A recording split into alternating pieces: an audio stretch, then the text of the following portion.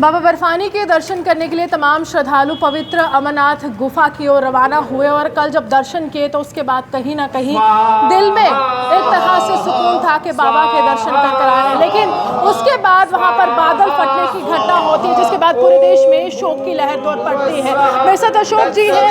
विशेष यज्ञ का आयोजन किया गया है उन तमाम लोगों के लिए जिन्होंने अपनी जानों को गंवा दिया है। अशोक जी, अमूल्य जानें हमने गंवा दी है, क्या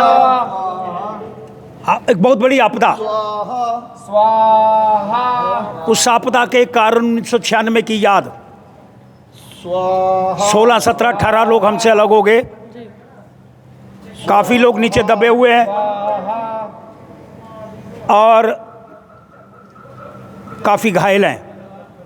उनकी आत्मा के लिए शांति, जो हमारे बीच के अंदर नहीं रहे, जो बाबा के दर्शन करने के लिए आए थे लेकिन अब चारपाई पे लटा करके उनको घर पहुंचाने का प्रयास किया जा रहा है।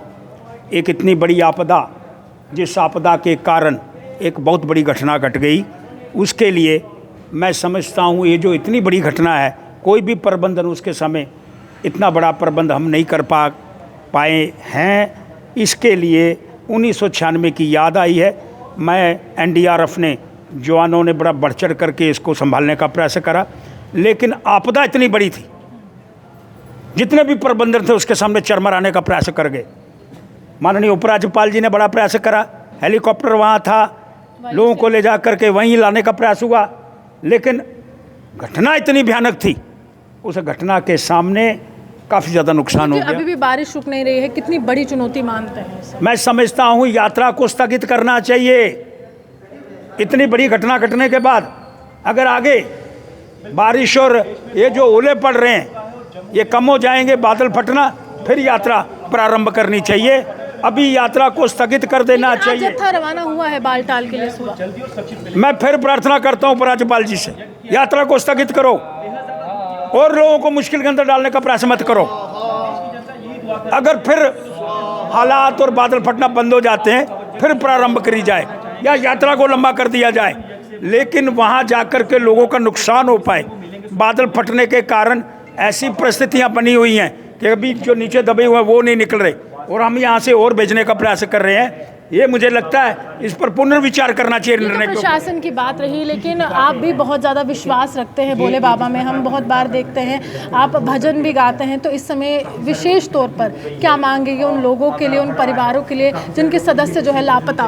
उस बाबा से ही प्रार्थना है, ए बाबा जी आपकी शरण के अंदर लोग आए हुए हैं, कृपा रखो उनके ऊपर और इस तरह की घटना ना घटे। वैसी एक व्यवस्था की पालना आप ही कर सकते हैं, कोई सरकार नहीं कर सकती, कोई व्यक्ति नहीं कर सकते। हम तो सिर्फ छोटे मोटे प्रबंधन कर सकते हैं। आप तो महिम हैं, आप महाकाल हैं और आप ऐसी व्यवस्था का निर्माण करें जिससे इस तरह की घटना ना घटे और आपके दरबार के अंदर आए हुए लोग दर्शन करें और सकुशल अपने घर की तरफ रवाना करें। अभी यात्रा को हमको स्थगित करना चाहिए, कोई घटना आगे से ना घटे वैसा प्रबंध करना चाहिए। और अभी जो यात्रा यहाँ से भेज रहे हैं लोग आगे ऑलरेडी वहाँ भवन के पास दबे हुए हैं, अभी यात्रा बंद करनी होगी, स्थगित करनी होगी और आगे हालात ठीक होते हैं तो उसको फिर चलाने का प्रयास करना होगा।